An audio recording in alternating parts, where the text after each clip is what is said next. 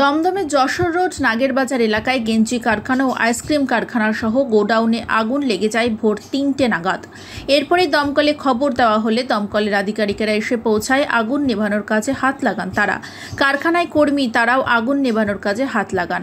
নিমেষের মধ্যে আগুন ছড়িয়ে পড়ে একটা কারখানা থেকে আরেকটি কারখানায়, তারপর একটি গোডাউনে। দমকলের কর্মীরা আগুন নেভানোর কাজ শুরু করে। একেবারে কাক ভরে দমদমে ভয়াবহ অগ্নিকাণ্ডের ঘটনা ঘটে যায়। ঠিক কী কারণে আগুন লেগেছে সেই সমস্ত বিষয়ে খতিয়ে দেখবেন তারা। পাশাপাশি খতিয়ে দেখা হবে অগ্নি নির্বাপন ব্যবস্থা ছিল কিনা সেখানে।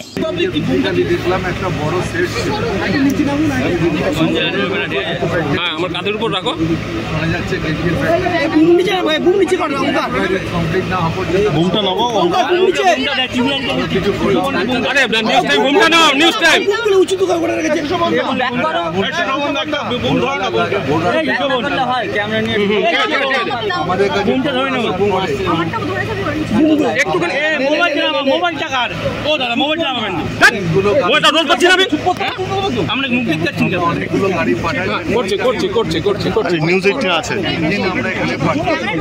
আমি তো ফ্রেমটা পাবো না।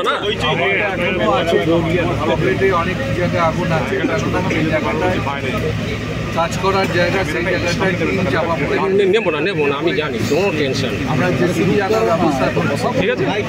অলরেডি আমি জেসিবি করতে বলেছি, জেসিবির ব্যবস্থা করতে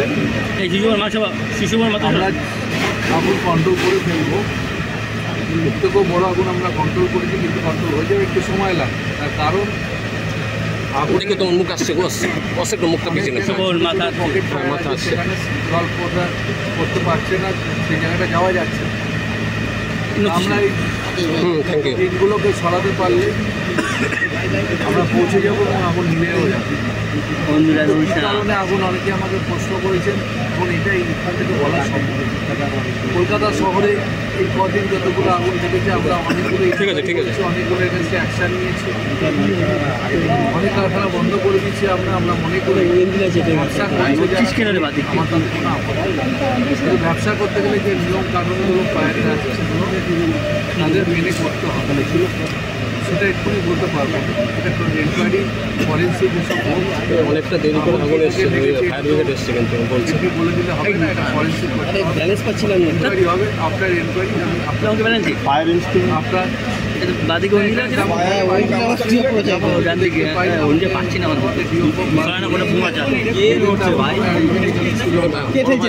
মাথাটা থেকে থাকে আইনগত যা ব্যবস্থা। আচ্ছা বলছি, এখানে স্থানীয়রা বলছে দমকল দেরিতে আছে, কারখানার কর্মীরা বলে। আমি একটা কথা বলি, এইগুলো আমি বলতে পারি